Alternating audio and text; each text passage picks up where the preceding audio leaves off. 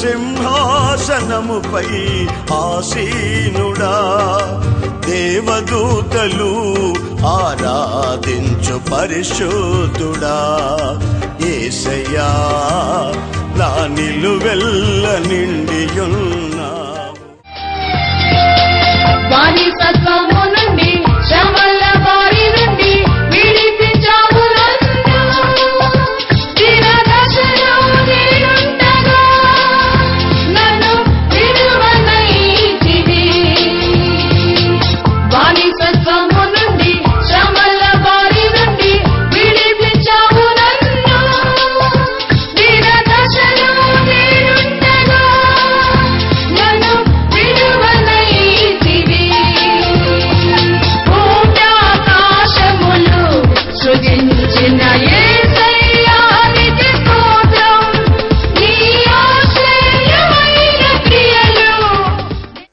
మన ప్రభు అయిన యేసుక్రీస్తు అతి శ్రేష్టమైన నామాన్ని బట్టి కుడి వచ్చిన మీ అందరికీ హృదయపూర్వక వందనాలు మరియు క్రిస్మస్ శుభాకాంక్షలు.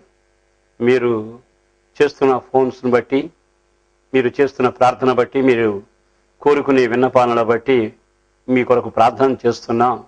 మరి విశేషంగా ప్రభు యొక్క దీవెనలు మెండుగా మీకు కలగాలని కోరుకుంటూ ఈ పండుగ వాతావరణం అలుముకున్న ఈ రోజులలో క్రీస్తు జననం అనే వాస్తవం సత్యం మీకు తెలియాలని కోరుకుంటున్నా. ప్రపంచంలో ఇంచుమించు అందరూ ఈ క్రిస్మస్ పండుగను జ్ఞాపకం చేసుకుంటారు. ఈ క్రిస్మస్ పండుగ ప్రపంచంలో ప్రతి వారిని ఆనంద ఉత్సాహాలతో నింపి నడిపిస్తూ ఉంది. బైబిల్లోని ఒక చక్కని వాక్యం ఏమిటంటే, అలనాడు గొర్రెలు కాచుకుంటున్న గొర్రెల కాపరుల దగ్గరకి దేవుని దూతలు దిగవచ్చి చెప్పిన మాట, దావీదు పట్టణమందు మీ కొరకు ఒక రక్షకుడు పుట్టి ఉన్నాడు. వారికి వచ్చిన శుభవర్తమానం. లోకంలో రకరకాల వార్తలు మనకు తెలుసు.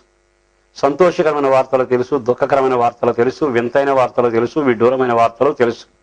కానీ ఇది ప్రజలందరికీ కలగబో సంతోషకరమైన వార్త. ఒకరికి కాదు, అందరికీ. ఏమిటంటే ఈ సంతోషకరమైన వార్త? లోకంలో సంతోషం కలుగు చేసే వార్తలు, లాటరీ టికెట్ మంచి ప్రైజ్ కొట్టింది అనుకుంటే, లాటరీ మీకు వచ్చిందంటే సంబరపడుతుంటాం. కొన్నిసార్లు ఫస్ట్ క్లాస్లో పాస్ అయ్యారు అంటే సంబరపడతాం. చక్కని వధువుతో వివాహానికి నిర్ణయం జరిగింది అంటే చాలా సంబరపడుతుంటాం. కానీ విచిత్రం ఏమిటంటే, ప్రజలందరికీ కలిగే ఈ సంతోషకరమైన వార్త, మీ కొరకు రక్షకుడు పుట్టాడు, మన కొరకు రక్షకుడు పుట్టాడు. ప్రపంచమందరికీ ఇది శుభవార్త. ఆయన మీ కొరకు పుట్టి ఉన్నాడు, ఆయన మన కొరకు పుట్టి ఉన్నాడు. ఆయన పుట్టక వలన మనకు జరిగేదేమిటి, ఒరిగేదేమిటి? ఆయన పుట్టగా మన జీవితానికి ఆశీర్వాదకరం. ఆయన రక్షకుడిగా మీ కొరకు పుట్టాడు కనుక మీ కొరకు అనే పదం మనం ఒక్కసారి ఆలకించాలి. కొన్నిసార్లు కొన్ని కార్యక్రమాలు జరిగేటప్పుడు మనం ఏం చేస్తుంటాం, ఇది మీ కొరకైన సీట్లు అండి, ఇది పలానా వారి కొరకు ఏర్పాటు చేయడం భోజనశాల, ఇదిగో పలానా వారు కూర్చునేందుకు ఈ ఆసనం అంటే, వాళ్ళ తరగతిని బట్టో, వాళ్ళ యోగ్యతను బట్టో, వాళ్ళ బాధ్యతను బట్టో ఇది మీ కొరకు మీ కొరకు మీ కొరకు అనే పదాన్ని వాడతాం. ఆకాశం ముందున్న దేవుడు కూడా నిన్ను నన్ను చూచి, మనం హీనంగా ఉన్నా, దిక్కుమాలు స్థితిలో ఉన్నా, ఒంటరిగా ఉన్నా, నిరాశలో ఉన్నా, మీ కొరకు ఈ శుభవార్త అని చెబుతున్నాడు. ఆ శుభవార్తలోని ఒక విశేషం ఏమిటంటే, మీ కొరకు ఒక రక్షకుడు పుట్టాడు. కనుక రక్షకుడు అనగానే మనకు తెలుసు మనం రక్షించేవాడు అని. ఆయన రక్షించడానికి గల కారణం, మనం ఇప్పుడు అపాయంలో ఉన్నాం గనక అపాయంలో ఉన్నవాడు రక్షించబడాలి. మనం ఉన్న అపాయం ఏమిటి? మనం బాగానే బట్టగడుతున్నాం, బజార్లో తిరుగుతూనే ఉన్నాం, ఎంతో అంతో సంపాదిస్తున్నాం, అన్ని రంగాల్లో ఆరితేరిన వ్యక్తులుగానే కొనసాగుతున్నాం. కానీ మనం ఒక అపాయంలో ఉన్నామనే సంగతి చెప్పక నేను చెబుతున్న నగ్న సత్యం. కొన్ని మాటలు మీకు అర్థమయ్యేది చెప్తాను, బాగా జాగ్రత్తగా ఆలకించండి. ఇమ్మానుయేలు అనే ఆయనకు పేరు, ఆయన మీకు తోడు అని అర్థం. అంటే మనమంతా ఎవరం? తోడు లేని జనాంగం. మన జీవితంలో అందరం ఉన్నట్టు అనిపిస్తుంది, కానీ కొన్నిసార్లు మనం వాళ్ళగా మిగిలిపోతాం. ఎందుకు మొదలుకొని అందరూ మన జీవితంలో తోడై ఉన్నారు, కానీ చచ్చిన తర్వాత సమాధి చేసేటప్పుడు మనతో ఉండేదెవరు? ఒక్కసారి ఆలకిస్తే ఈ జీవిత అనుభవాల్లో తోడు లేని నీడలేని వ్యక్తులలాగా మానవాళి సంచరిస్తూ ఉండగా వారికి నేను తోడుగా ఉంటాను అని చెప్పడానికి యేసు ఈ లోకానికి పుట్టాడు. ఏదైనా తోటలో ఉన్నప్పుడు ఆదాము అవ్వ ఫలభరితమైన ఫలాలు, పారే నీళ్లు, మహిమ కలిగిన అనుభవం, దైవ దర్శనం అన్నీ బాగున్నాయి. కానీ ఏదైనా తోటలోంచి మనిషి నెట్టివేయబడిన తర్వాత ఒంటరివాడైపోయాడు. ఏమిటా ఒంటరితనం? దేవుని సన్నిధికి దూరం అయిపోయాడు, మహిమకు దూరం అయిపోయాడు, దేవుని స్వరానికి దూరం అయిపోయాడు.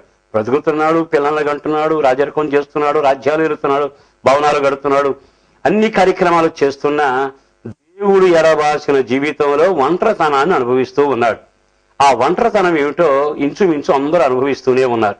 అందుకని ఈ మానవాళ్ళందరికీ తోడుగా నేను ఉండాలి అని ఇమ్మానుయేలుని పేరట ఈ లోకానికి యేసు ప్రభు ఏదించాడు. అందుకని మీకు ఒక శుభవార్త. ఏమిటా శుభవార్త? ఒంటరిగా జీవిస్తున్న మీ జీవితానికి తిరిగి రక్షకుడైన యేసు మనకు తోడై ఉన్నాడు. ఆయన తోడై ఉన్నాడు గనుక ఇక మీదట మనం ఒంటరి వాళ్ళం కాదు. ఆయన చాలాసార్లు ఏమని చెప్పాడు? మీతో సదాకాలం ఉంటాను, మీలో ఉంటాను, మీతో ఉంటాను, మీ ముందు నడుస్తాను, మీ మధ్యలో నివసిస్తాను. ఎన్ని మాటలు ఆయన చెప్పాడు. కనుక ఈ రోజున యేసు ప్రభుని దేవుడిగా కలిగి దేవుడిగా ఆరాధన చేసే వ్యక్తులకు ఉండే గొప్ప ఆశీర్వాదం ఏమిటో తెలుసా?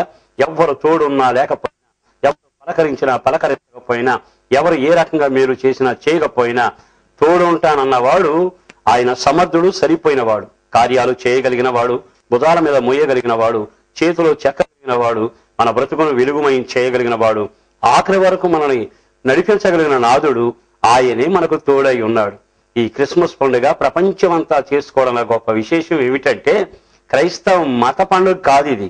మనుషులకు తోడుగా ఇమ్మానుయేలుని పేరిట పుట్టాడు గనక ఈ శుభవార్త నీకు కూడా తెలియాలి. ఈ శుభవార్త నీకు వినిపించాలని ప్రభు తపన, ఆశ. మరి ఈ రోజున దేవుని దూతలు చక్కని పాట పాడి ఆయన రక్షకుడిగా మన కొరకు పుట్టాడు, మీ కొరకు పుట్టాడు, మీ కొరకు పుట్టాడు అని ఆ మాటలో ఉన్న ఆంతర్యాన్ని గమనిస్తున్నాం కదా. మరొక మాట కూడా మీతో చెబుతాను. ఒకసారి అపుస్తుల కార్యం 3వ అధ్యాయం చివరి వాక్యంలో పెడతారు. అక్కడ రాయబడిన మాట ఏమిటి తెలుసా? ఒక దేవుడు ఒక సేవకులను పుట్టించి మిమ్ములను దుష్టత్వము నుంచి మళ్లించుటకును, ఆ తర్వాత ఆయన ఆశీర్వదించుటకును ఆయన మీ యొద్దకు పంపాను అనే మాట రాయబడింది. అపుస్తుల కార్యం 3వ అధ్యాయం చివరి వాక్యంలో ఉన్న మాట ప్రకారం యేసు ఈ లోకానికి ఎందుకు వచ్చాడు? ఈ వార్త నీకెందుకని సంతోషకరమైన వార్త అని ఆలోచిస్తే ఆ పంపబడిన ఆ యేసట ప్రతి వాని జీవితంలో దుష్టత్వం నుంచి మళ్లించగలిగిన వాడు. చాలాసార్లు మనం చేసే కార్యంలో దౌష్ట్యమని, దుష్ట కార్యాలని, సాతాను క్రియలని మనకు తెలిసిన మాటికి అవి చేస్తూనే ఉన్నాం. కొన్నిసార్లు ఈ వ్యసనాల్లో మనిషి చిక్కుపడిపోయి విడుదల పొందాలని ఎన్నోసార్లు కోరుకుంటూనే ఉంటాడు, కానీ అతని వల్ల కావటం లేదు. దుష్టత్వానికి మళ్లించబడాలనుకుని చట్టాలు చేశారు, శాస్త్రాలు రాశారు, సూత్రాలు పాటించారు, చేయాల్సిన ప్రయోగాలన్నీ చేశారు. కానీ తిరిగి మనిషి ఆ పాపంలోనే చిక్కుబడి సాగి వెళ్ళిపోతున్నాడు. కారణం ఏమిటంటే దుష్టత్వా నుంచి మళ్లించబడటం నీ వల్ల కాదు. అందుకే అపొస్తలుడైన పౌలు తన గురించి తాను ఏమన్నాడు తెలుసా? మంచి చేయాలనుకుని కోరుకుంటున్నాను కానీ మంచి నా వల్ల జరగటం లేదు. ఏది చేయకూడదు అనుకుంటున్నా అదే చేస్తున్నాను, ఏది చెయ్యాలనుకుంటున్నాను అది చేయలేకపోతున్నాను. కారణం మన మెడ మీద ఒక కాడి ఉంది. ఆ పాపపు కాడి, ఆ దాస్యపు కాడి మనిషి జీవితాన్ని లొంగ తీసుకుని దుష్టత్వాలను కొనసాగిస్తుంది. అందుకని మనిషి మీద పాపం పెత్తనం చేయడం వలన, ఆ దాస్యపు కాడి కింద మనిషి నలిగిపోవడం వలన విడుదల లేని ఆ బ్రతుకులు విలవిలలాడుతూ ఉండగా యేసు అనే దేవుడు ఈ లోకానికి దీన శరీరం ధరించి ఈ లోకానికి జన్మించింది ఎందుకయ్యా అంటే దుష్టత్వం నుంచి నిన్ను మళ్లించుటకు. శాస్త్రాలు చేయలేని పని, వ్యక్తులు చేయలేని పని ఆయన ఒక్కడే చేయగలిగాడు.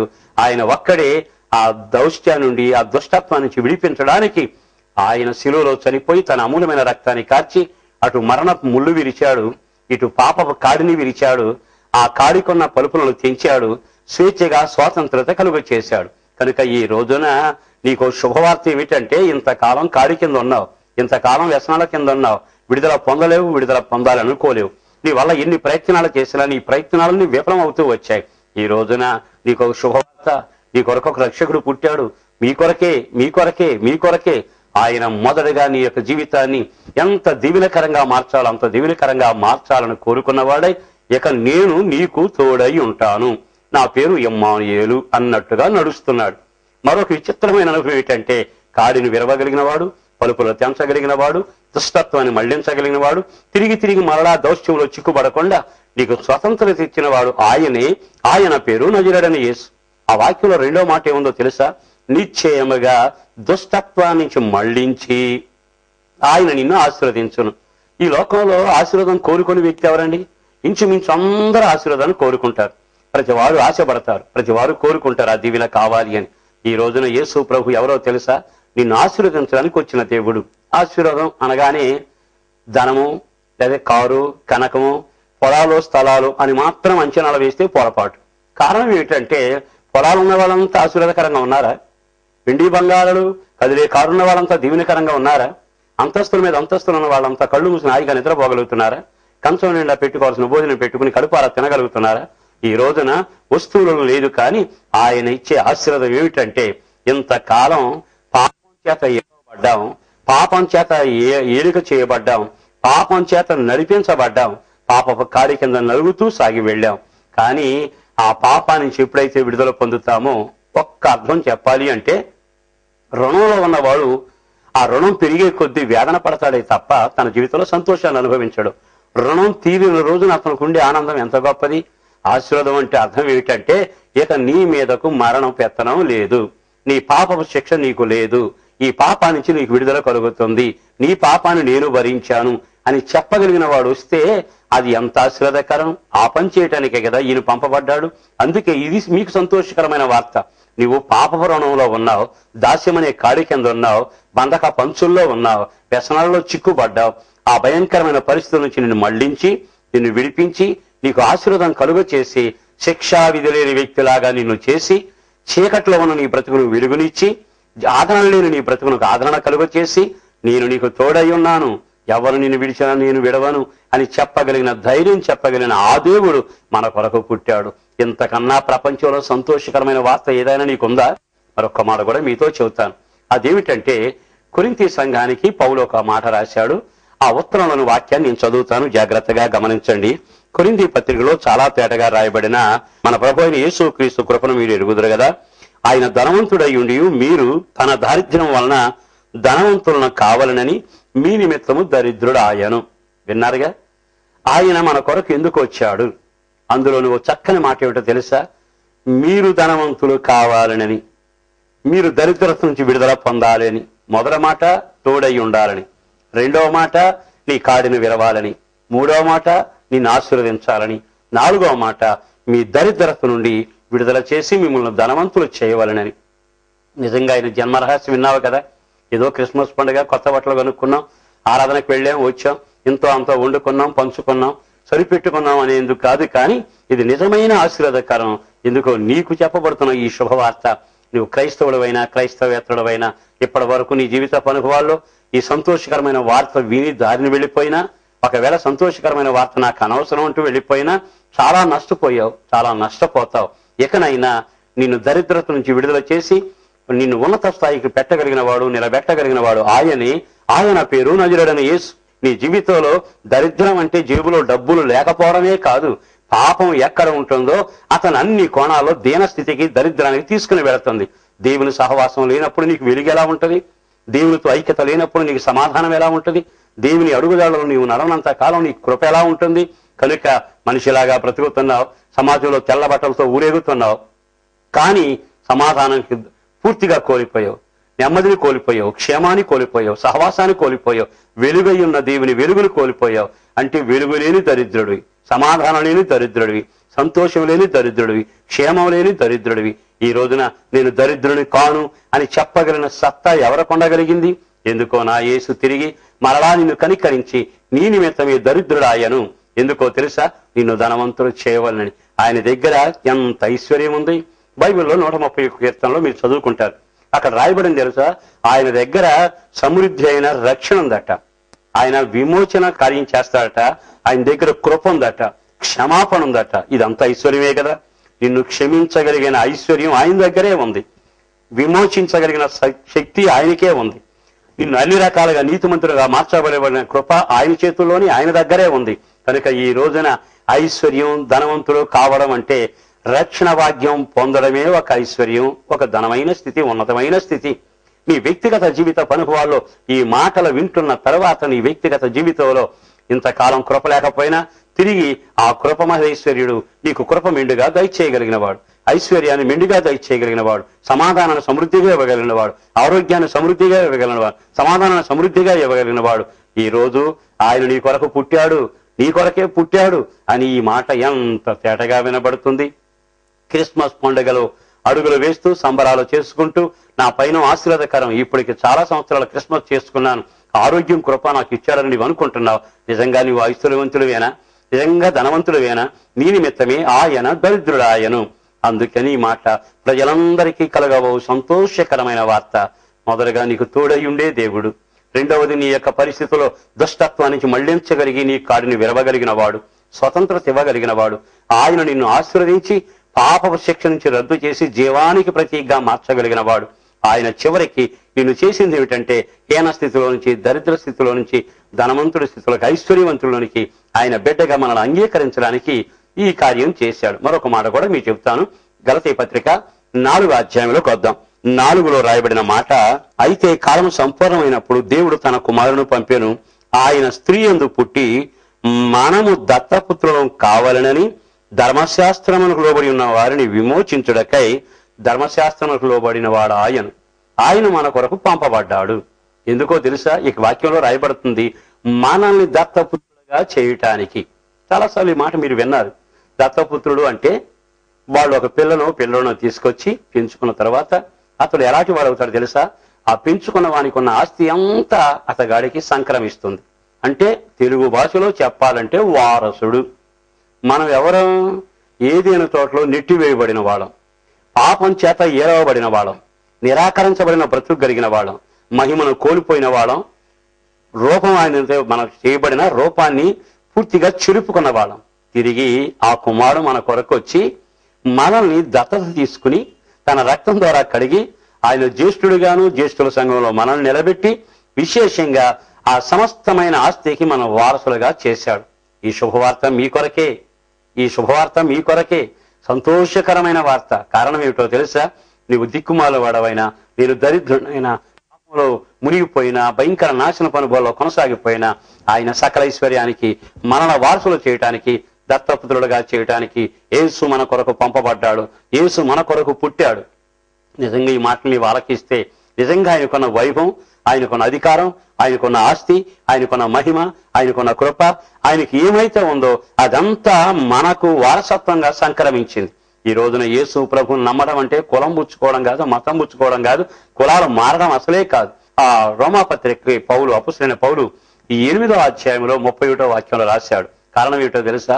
ఆయన సొంత కుమారుని మనకు అనుగ్రహించగా ఆయనతో పాటు సమస్తమును మనకెందుకు అనుగ్రహించాడు అంటే ఆయనను బట్టి ఆయనకున్న సమస్తము మనకు అనుగ్రహించబడుతుంది.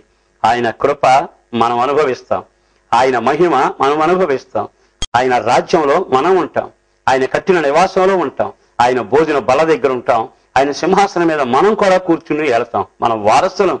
ఈ రోజున ప్రియ దేవుని బిడ్డలారా, ఒక పాపి పరలోకానికి వారసుడు అవ్వడం, ఒక నశించిపోయే వ్యక్తి దేవుని పట్టణానికి పౌరుడిగా మారడం అనుకున్నంత తేలిక కాదు కదా. ఈ కార్యం చేయటానికే యేసు లోకానికి వచ్చాడు. అందుకని ఇది మత ప్రచారం కాక వారసత్వపు హక్కు నీకు కలగడానికి దేవుడు నిర్ణయించిన కార్యం. అది నిర్వహించడానికి యేసు దేవుడి లోకానికి వచ్చాడు.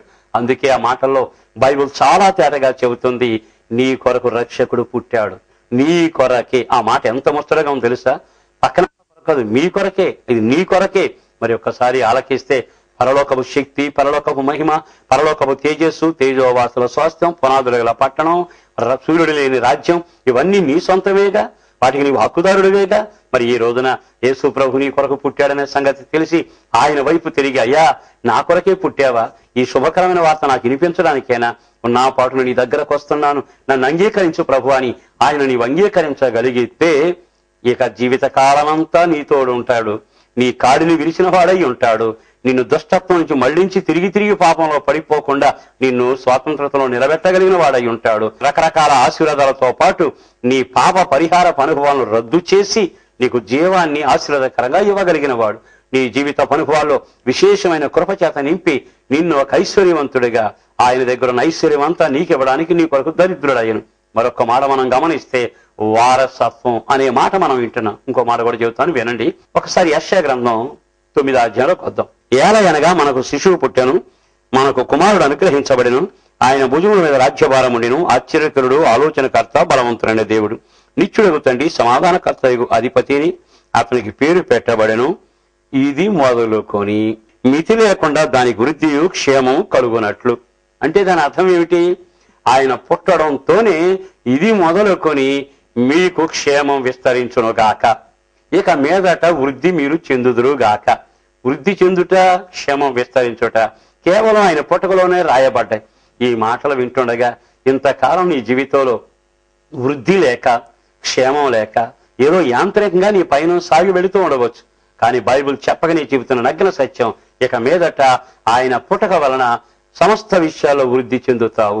నీ వ్యాపారమైనా, నీ ఆరోగ్యమైనా, నీ కుటుంబమైనా, నీ సకల ప్రయత్నాలైనా, నీకున్నది ఏదైనా వృద్ధి చెందుట అనే మాట బైబిల్లో చాలా తేటగా నీ కొరకు రాయబడి ఉంటుండగా ఈ మాటలు వింటున్న ప్రియ దేవుని బిడ్డలారా, నిజంగా మన కొరకు పుట్టినవాడు ఎవడు? ఆయన భారం కలిగిన వాడట, ఆయన భుజాన వేసుకుని నడిచేవాడట, ఆయన మన పక్షాన కార్యం చేయగలిగిన వాడట, ఆయన ఆశ్చర్యకరుడు. ఈ రోజున నీతో చాలా మంది ఉన్నారు, కానీ ఈ రోజు నుంచి నేను సంతోషంగా చెప్పగలిగింది, నీ కొరకు ఒక ఆశ్చర్యకరుడు పుట్టాడు. ఆయన నీకు తోడై నీతో నడుస్తాడు. ఏమవుతుంది?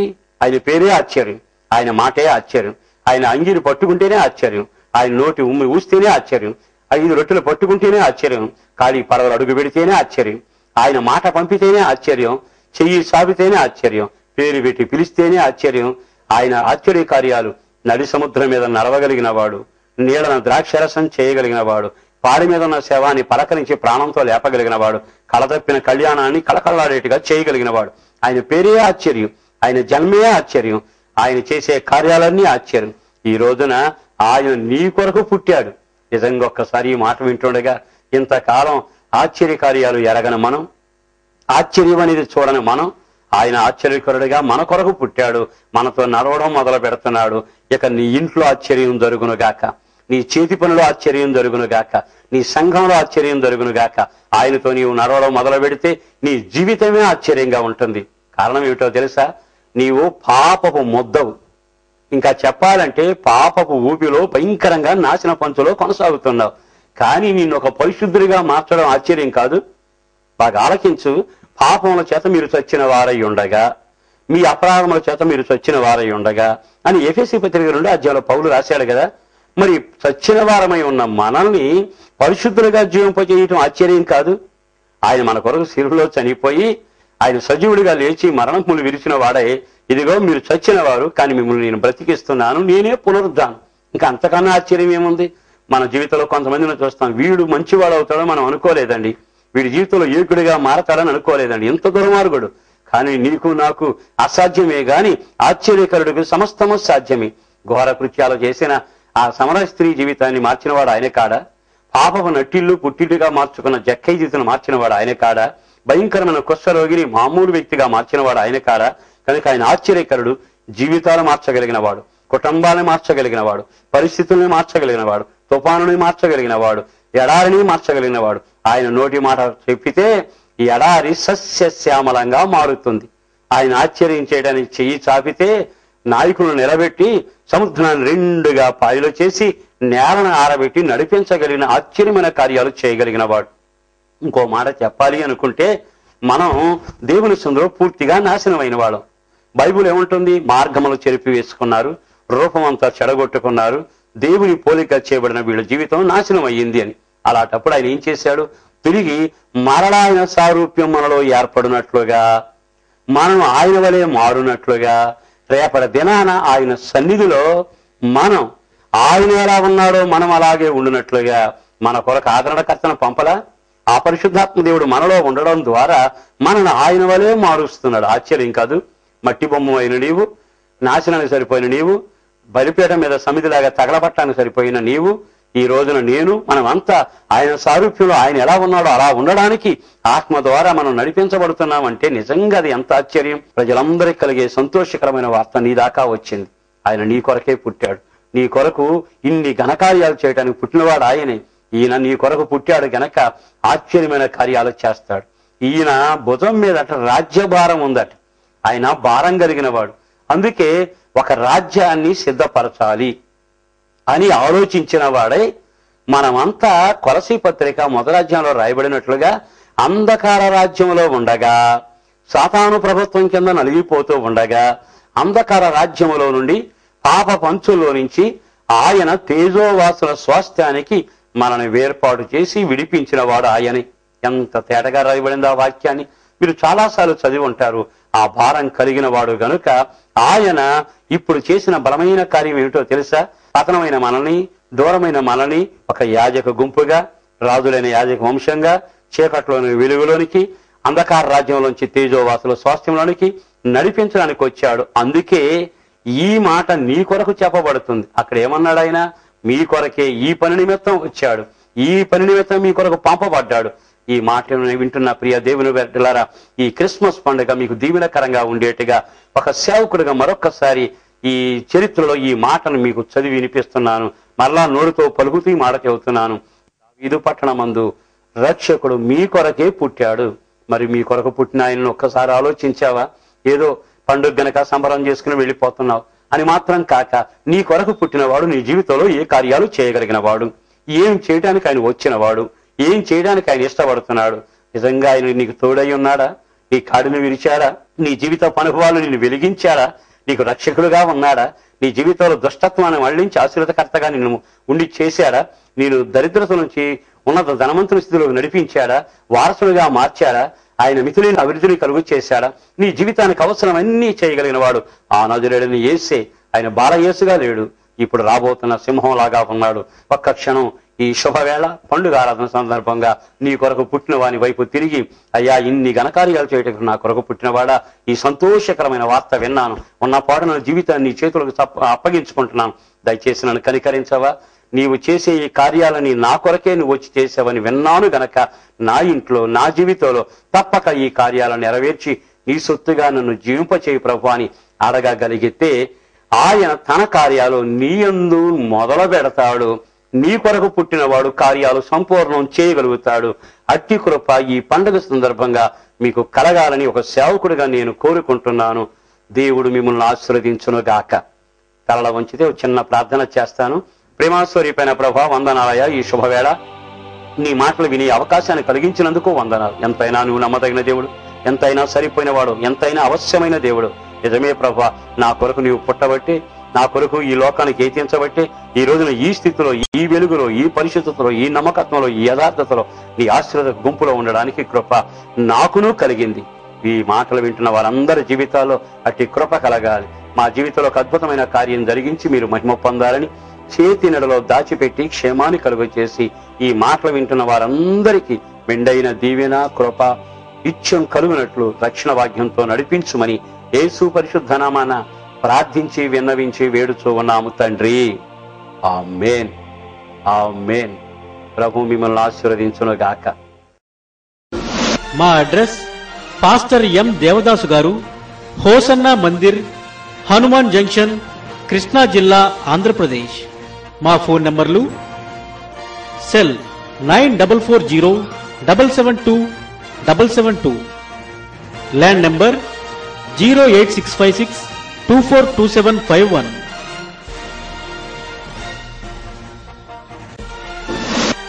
Our address, Pastor M. Devadas, Hosanna Mandir, Hanuman Junction, Krishna District, Andhra Pradesh. Our phone numbers 9440772772 and 08656242751.